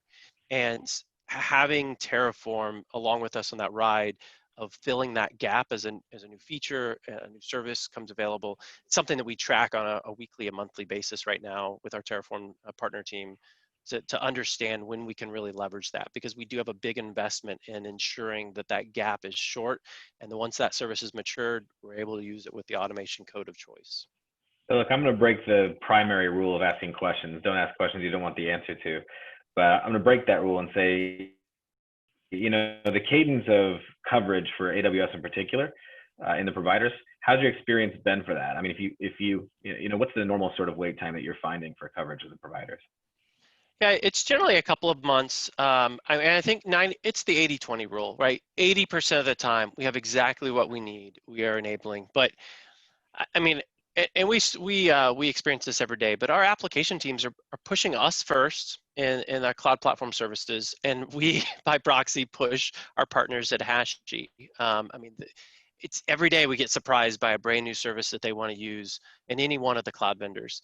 And I think it's generally 80-20. 20% of the time we find there's a gap. We can fill that gap with some other other tools that we have in the tool chain. But I think we do see Hashi's investment in trying to keep up. But for any of us, whether you're Hashi or whether you're a customer of Hashi, it's hard to keep up with all these services and these application teams when you're going through a digital transformation like Anthem is. Yeah, it's interesting, and I'm genuine. I asked the question because I'm genuinely interested in customer experience. We're always interested in improving that, especially the providers. And I talk with the engineering teams a lot. The one thing that I would say is it's one of the reasons that we will never abandon the community, because it's a great benefit of open source that you have contributors that help you keep up with that. So instead of having 1,000, or even a few hundred engineers that we have thousands of contributors for the providers, et cetera. And so we will never not need that in order to keep up, because of the velocity with which things like AWS move. And AWS has teams dedicated to that as well. But yeah, I was genuinely interested in the experience there. So before we move on to Sadia, the question was, just to come back to the question, are there any other features? And I think your answer was, more than sufficient around the providers, et cetera. Anything else you'd add for features you're looking forward to or that you would like to see? No, nothing comes to mind. I mean, honestly, we're looking forward to being able to get out of this environment, right? Be back into meetups, being able to go to the HashiCorp Chicago meetup, the HashiConf. It is at Anthem is a big focus of us to be part of the community, and it's definitely something that we've been missing a little bit. And we're trying to get back involved in this virtual world, but I know it's not a feature, but it is a feature. It's a community that exists behind Hashi. Is something that as a long-term goal, we really want to be a part of. We want to be contributors. We want to be at those conferences, be at those local meetups. And we've been talking the other day, it was definitely something that we've been missing a lot of since spring. And we're trying our best to, be engaged in these virtual and talk to other people, but events like this are key for that, to try to stay connected to this at the time that we're in our society. Yeah, good feedback. Sadia, do you have any features in particular you're looking forward to or you would like to request? My feature request goes on a regular basis to the product team. So we tried the cloud, the SaaS offering for Terraform, and it failed our qualification process that we conduct for our SaaS product. One request is that we would request SAML authentication or OpenID Connect supported when it comes to integrating with enterprise. That was the primary reason it didn't pass our qualification process. The identity provider you guys use is not the standard. Yeah, I think just to clarify for folks that aren't familiar with that, may not be familiar with that, on the SaaS offering, I don't think we currently support SAML. I believe on the on-prem offering we do. That's what, that was primary reason we ended up going SAML, because that Schlumberger is very keen on security, and we did not pass our qualification processes for this application. Yeah, no, go right ahead. So that's one. Second is we do have a variety of use cases within our application. So when we are using remote execution mode, there is only a single container image that we can use for that custom execution mode. One of the asks that we have is that we want to be able to provide a library of, and we have container registries that people should be able to select from and say, I want this custom worker image on my Terraform. So when I'm running my Terraform for remote execution, for collaboration within the teams, they should be able to do that. Currently, it is a limitation for us. We have very unique circumstances for different teams that would be incredibly helpful, and especially creating smaller chunks of container images would be very helpful. And yeah, third, I suspect you have inside. Oh, sorry. I was going to say on that one, I suspect you have inside dirt on this a little bit already, but it is something we're working on. Yes. Yes. And third, I'll echo what Dan said. Vault as a SaaS offering, along with SAML authentication, it would make it very easy. And lastly, I'm not the biggest fan of the licensing model of Terraform per workspace. I think it encourages unnecessarily bad practices for people. I'm all for making money on this product. I am not the biggest fan, and I told Armin point blank, like, dude, think of another way for licensing model. I'm not the biggest fan of that. And we are unlimited. We're planning for an unlimited licensing model because that's what we want to do. I just don't think it. When we were starting out, that was one of our bigger issues. Well, the entry to a POC. So that's fair feedback. And for any of you who ever think about starting a software company, just know licensing is one of the hardest things you'll deal with. Because it is this balance. I've had this conversation 100,000 times about all of our tools because I've been here for 3 years. That might be a slight overestimate. But I will say it is hard to strike a balance between value realized and money charged. And that's always our guiding principle is we want to provide more value than what you're charged for. However, it is difficult. I will say this, we always have our ear to the ground on licensing. The licensing either moves too fast for some people or too slow, but I will say we're always willing to change based on what makes sense for the market. And again, we don't, just to underline a point that you made, we don't want to encourage bad practice. What we want to do is reward you with value for what the unit that you're paying for. So yeah, that's feedback that, I'm sure, Sadia, you've heard this from your account team, but we do listen. It's just sometimes we don't move as quickly as folks would like. And there are always active conversations, and in particular, there are active conversations around that. Right. And lastly, I have a lot of feedback. Right? Lastly, the reporting out of the tool. We are a large organization, 100,000 employees, 80 different companies, IT supports everyone. When you start looking at a tool and its adoption and enablement and the value it's adding to, right now we extract that data and we create our own dashboard off of it. But to be able to say number of workspaces per organization, how many plans are running on it, how many are active, how many are inactive, that would help from an audit perspective. That would help from just implementing the processes that would ensure adoption, effective use case, and a continuous feedback cycle. So that's a work stream within HashiCorp, but I just want to say thank you for that feedback, and can we get you to join our product team? I'm just kidding. Those are valid things that, and none of those, although you did articulate them better than most customers do, those are all themes that I've heard, and themes and work streams that we're actually working on. Especially the output, logging output, et cetera, just for those interested. I'm not writing checks that our product team has to cache.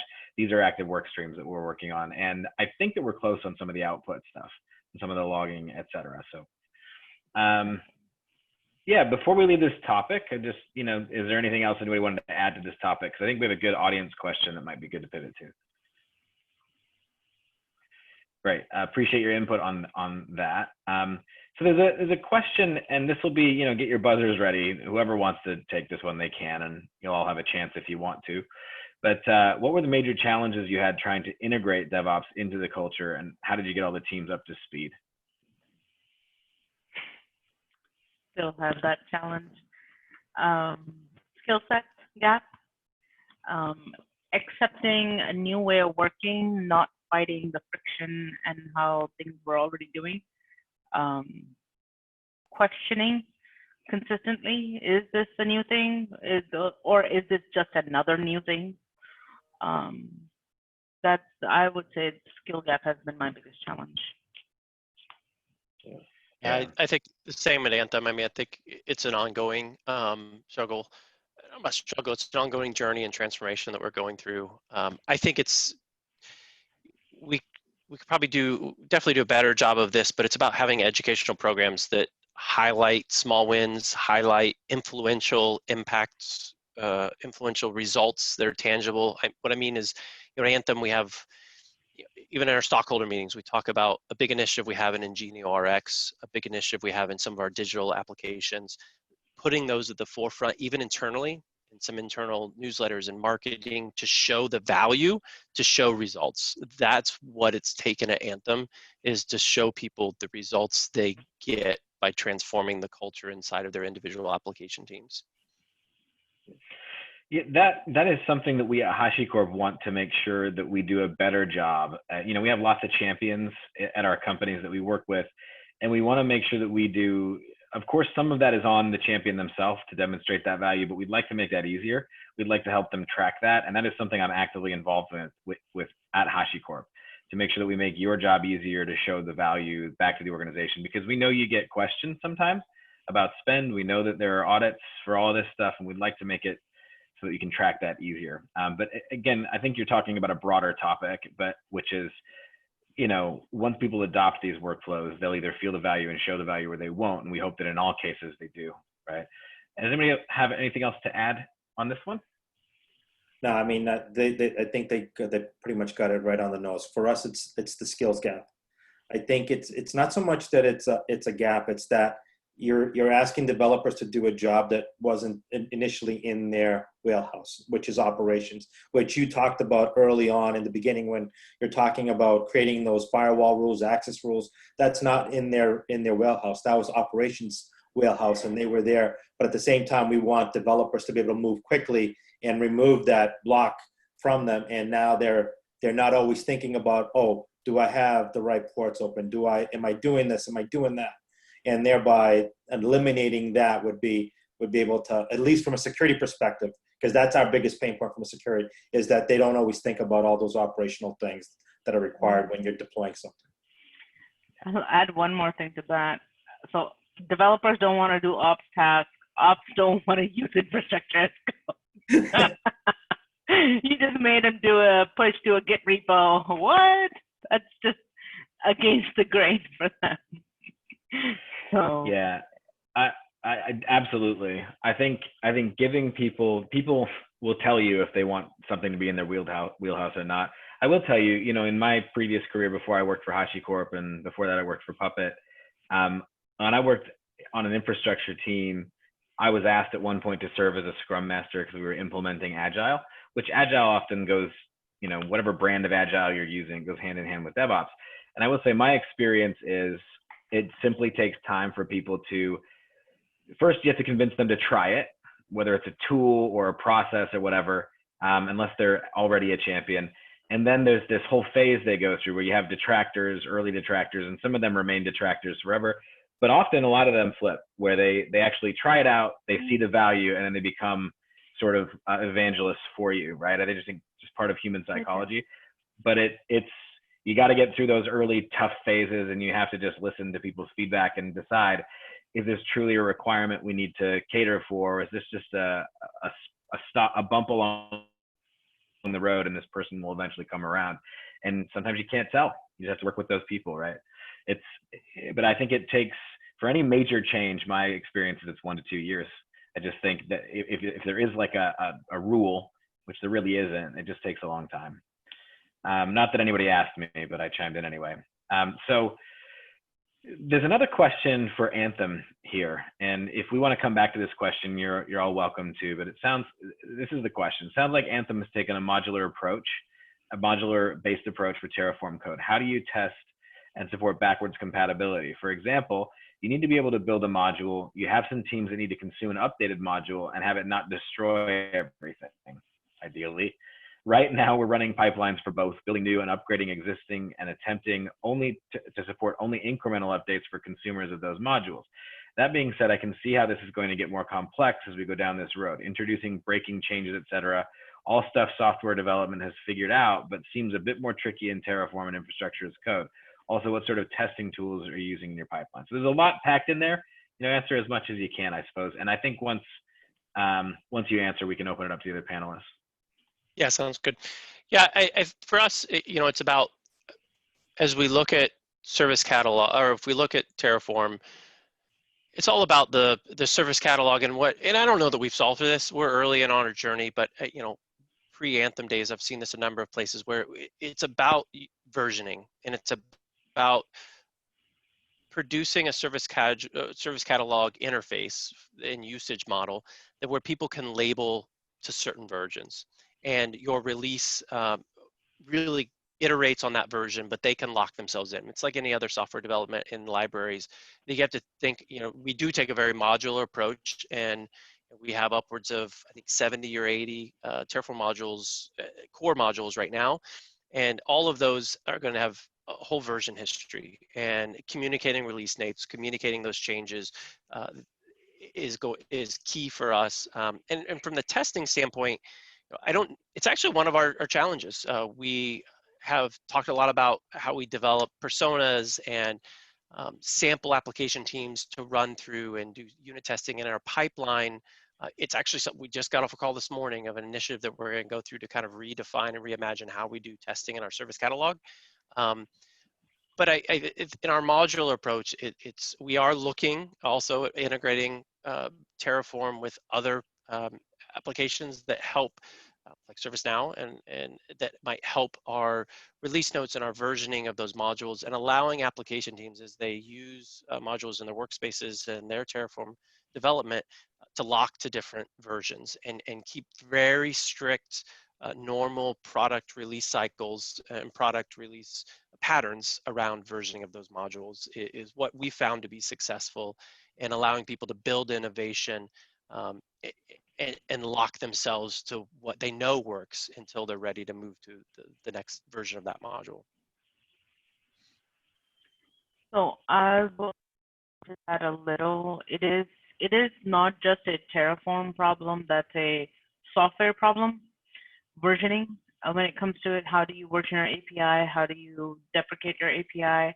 How do you upgrade the users of those API? For now, we plan to keep our versions for a while, a long, long while. And that is why when our infrastructure modules are going out, it has rigorous testing, and I would say a lot of eyes are on it from multiple teams' perspective. And lastly, whenever we end up, and this is something we are still experimenting with, whenever we end up building a PaaS module on top of any PaaS service, one thing that we're being very careful of is that our module inputs are not unnecessarily hiding the features that were under the original resource. So otherwise, the maintenance of that module, that version, that feature will become incredibly painful for us.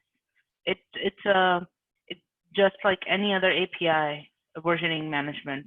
It's not a simple problem. It's not solved for APIs, and it's not solved for many things. You just need to go through the pain of it. Yeah, I think that's a really good point. I think when I was a puppet / chef architect for a long time. Similar problem where you want to have opinionated interfaces so that you can support them, because it's hard to support if you expose everything, all the knobs to turn.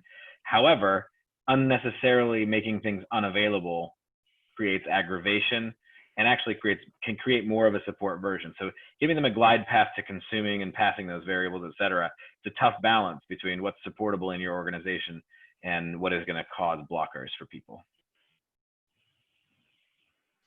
Yeah, and I'll add, I know there was a second question that I didn't really ask, but on the testing side of things, I talked a little bit about some energy we have here recently. There is some really good things in the community, and large in the public community of people that have done. There's a Terra test and some really good Go code out there where people have really extended some of what Terraform provides from a unit testing perspective. So that's our focus, is building that framework that meets Anthem's needs, and having a true pipeline, even for our Terraform development, I think is our next step. And we know that's really going to help our comprehensive test coverage for our automation code. Great, thank you. Anybody else have anything to add to that question? It was a long question, lots of pieces. Does anybody have anything else they'd like to add? No. Okay, so I have a selfish question that I want to pivot to, and we'll get back to, I hope, the other audience question. So we'll try to get to all those. We have 18 minutes left for those who can stay, just a little bit of a time check. The question that I wanted to ask is for Anthem. And yeah, you answered a lot of questions, but as a Fortune 50 healthcare provider that's subject to a multitude of security and privacy mandates, what were some of the main business drivers for moving to the cloud in the first place? I've worked with a lot of insurance and financial services, and I think sometimes that can be a tricky answer, and I'm kind of curious what the main drivers were for moving to the cloud. Innovation. It was about driving innovation in our market and for our 40 million members. I mean, we certainly have initiatives around cost savings and making health benefits more affordable. And part of that is drivers on changing our cost models and being more efficient of our usage of compute, storage, and network. But by and large, the tier one initiative of Cloud at Anthem is about innovating, and it's about putting all the tools in the developer's hands to make really, really cool member experience applications and processes, and allowing to having, for us in our first cloud vendor and our focus there, it's all about APIs and the availability of getting anything you want from a compute, storage, and network standpoint at your fingertips exactly when you need it and for only as long as you need it. So some of the benefits for serverless application development and container focus, microservices, it just met that need because we didn't have to worry about having that data center just to support a Python function that may run 10,000 times, but it's going to run 10,000 times for half a second at a time, and that's all we're going to get charged for. That was at Anthem. That's why that's why the cloud is so integrated into our digital transformation efforts. Yeah, that's a really good answer. One of the things, and I'm going to open this up to the other panelists in a moment. One of the anecdotes we tell is there's an insurance provider. They're very trusted, probably one of the best underwriters of insurance out there. when things like pet insurance become more, I don't want to say a fad, but when they become more pervasive, those types of policies, that can happen really quickly. And even though they're the best provider, they may not be first to market. And whoever gets an app out there first or gets it in the app to sell it is often the one that wins, even if they're not the best company out there.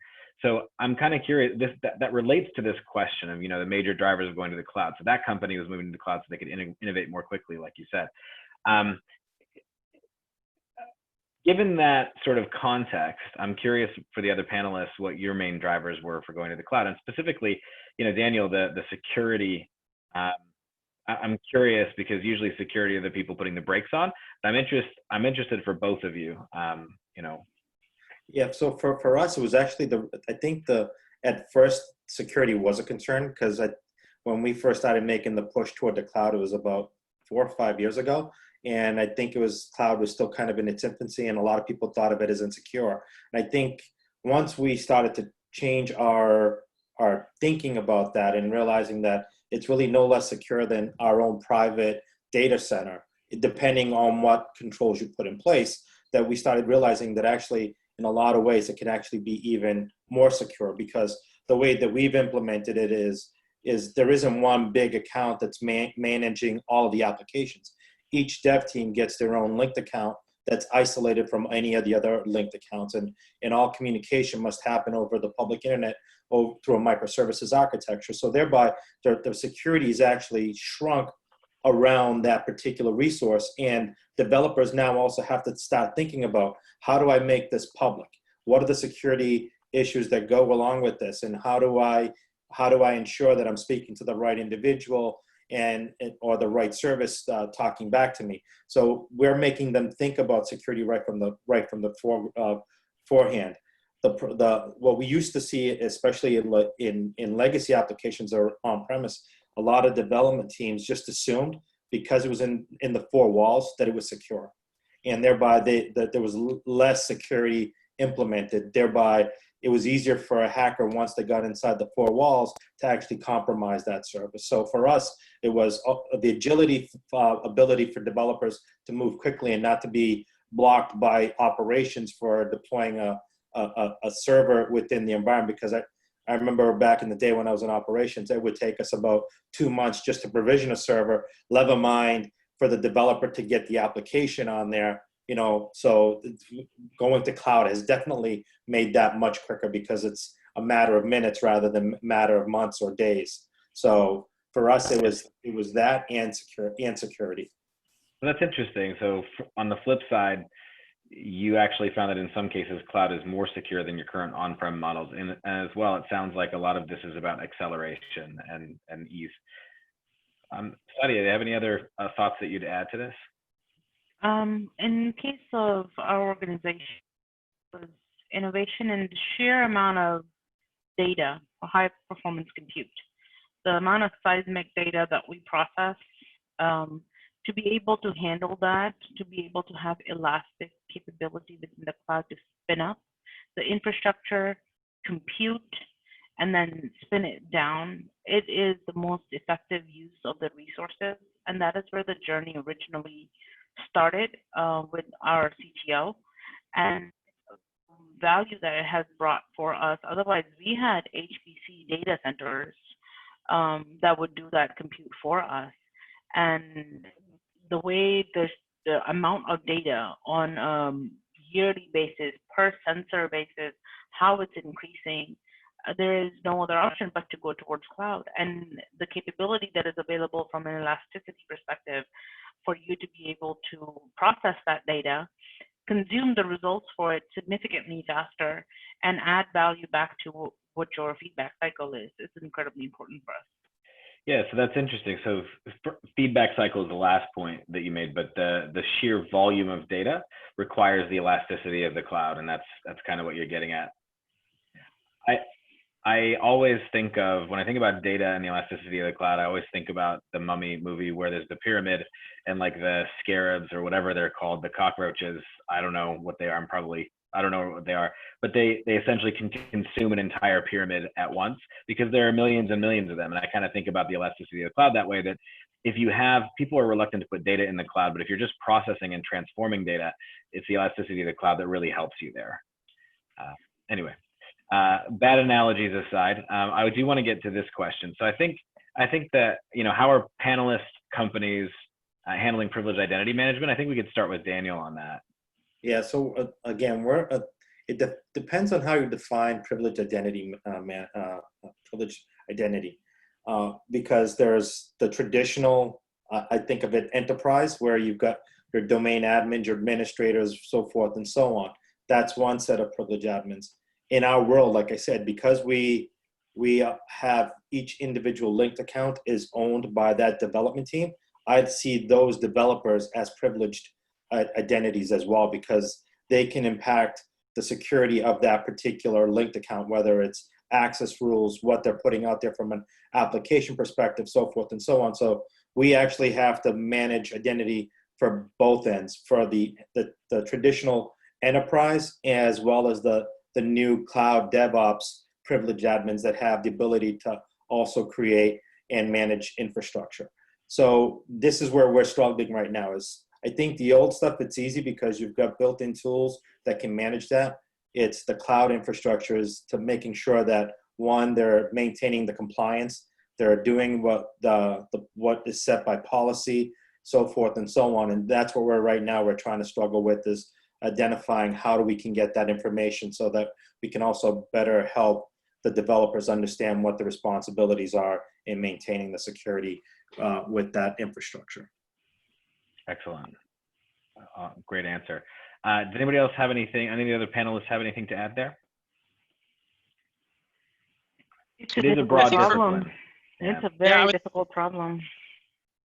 I think for Anthem, we have we're a really old company, right? And we have lots of legacy ways of identity management, and we have all the traditional ways to store all the identities and role-based groups and controls.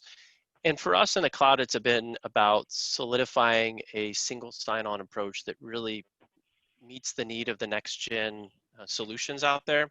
And integration was key for us. We had to keep our legacy stores, identity stores. How do we integrate with that and provide rich experiences? And Sadia, I know you mentioned it, but SAML has been key for us of having a standard. We just had to find the right tool, and we're still finding the right tool and implementing it, how to interface single sign-on and something, so SSO, that everything can integrate with. And sometimes we do have to go out and build new RBAC controls elsewhere, but we try to map it back as much as we can back to our legacy core that we've always had, which, I mean, for everybody, it's generally Active Directory. And building rich APIs on top of that has been something that our enterprise has been working on for multiple years, to partner with companies that will provide us API access that's rich, that will help our application teams build member experiences and employee sign-on experiences in the cloud environments. I echo that, Dustin, and I think it's the legacy way of identity. I think in our organization, we have gone through a few iterations over a couple of decades, from LDAP to AD to now with multi-cloud identity of Azure AD plus GCP IAM. The complexities just keep on increasing, and we latched on to single sign-on for SAML as well, that being one of our standards. And the problem is still not solved. It is a primary security loophole that actually exists. And from audit perspective or management perspective, we have attestation processes implemented to help with that. But it is a large organization with very diverse use cases, and it's a continuous improvement process. Just to make those are great answers, and I think they're probably useful to folks on the call. One sort of targeted question, and again, this is selfish as a vendor. I think one of the in Vault, the concept of entities is meant to be so that you could have the same identity whether you're coming from GitHub auth or from AWS auth or from Azure Active Directory or Active Directory. Do you find that how much do you find that helps you in this, or do you think that there needs to be a different feature set to enable that? You can ask that question in about 6 months to us. We'll have a better answer. We're in the process of that too, but that's essentially one of the reasons why we did choose Vault, is because we do have legacy infrastructure that's on-premise, that's Azure, that's AWS, that's GCP, and Vault was the integration point that allowed resources from all of those different environments through API to be able to get the credentials that they need to be able to do that. So that was one of the main reasons why we actually chose Vault. Excellent. Any other thoughts there? I'll pivot to, I think we're going to pivot to our very last question. So if you have any final thoughts, go right ahead. So I'm going to sort of, I'm going to combine two questions and just open it up to all the panels. I'm going to start with Sadia, but open it up to the panelists like we have with the others. You know, the tip of the spear on this question is, you know, can you speak to getting through that first sort of pilot phase, really for HashiCorp tools or any tool, but also in accordance with that, you know, are there any tips and tricks on bringing a HashiCorp or any other new tool set in that you have? So I'll start with Sadia there, and we'll let people answer however they can. My journey was very interesting in starting with HashiCorp tool. I am someone who doesn't have a budget. I am a chief architect, and to recommend tools and to start a POC and to get it going, I needed a low bar for entry into the product tools. So it was marketing and getting an agreement from few key stakeholders that would be the force of change within the organization. Getting a buy-in, getting that first bucket of money for investment to get the ball rolling. Once we had that tested, that yes, it will work in our environment and our organization-ness is not going to kill this thing.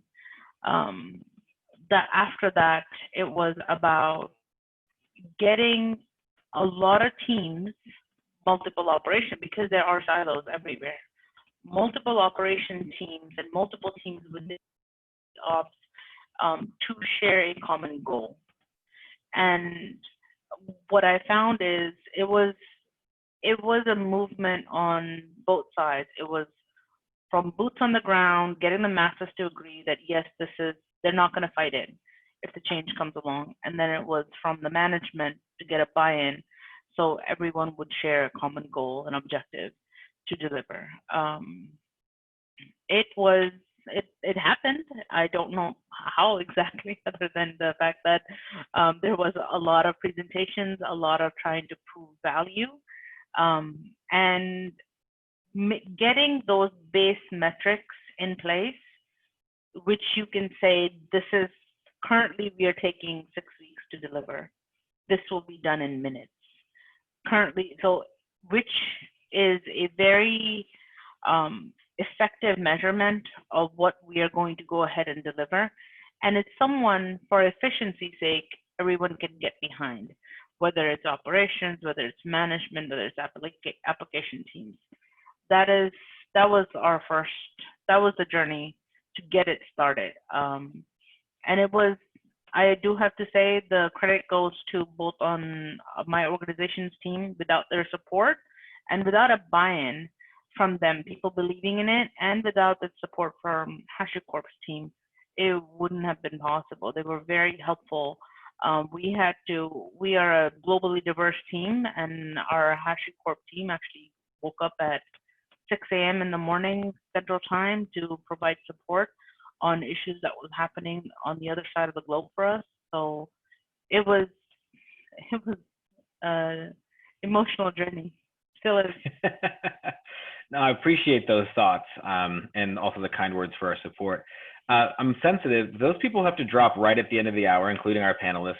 I just want to thank everybody for joining, but I do want to allow the other two panelists to answer that question if they can stay. But I want to be sensitive if people have to drop, and just thank everyone for joining, and then we'll round it up at the end in about 2-3 minutes. regardless. I just want to give a couple of minutes to the other panelists to answer the question if they want to. Yeah, I can just take 30 seconds. I think Sadia said it well in what I was measurable business results. Solidify on something that you can track from start to end that's measurable. It took 3 weeks to do this. We are going to target to do it in 3 minutes.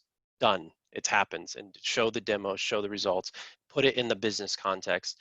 And the other thing would be lean on Hashi and the Hashi Partner Network. I used to work for a Hashi Partner Network. They're amazing. And don't, in a large enterprise or a small enterprise, there are resources out there to know how to do it right the first time. And one of those things that we learned through that journey is small wins. Don't try to boil the ocean all at one time. Don't shoot for the moon. All those great analogies. Just get something out there that has tangible business results, and then grow. And take that mindset with you with Terraform, Vault, any of the Hashi products. It's a great tip. And we as an organization are trying to focus on those very same things for you all. Daniel, did you have anything to add?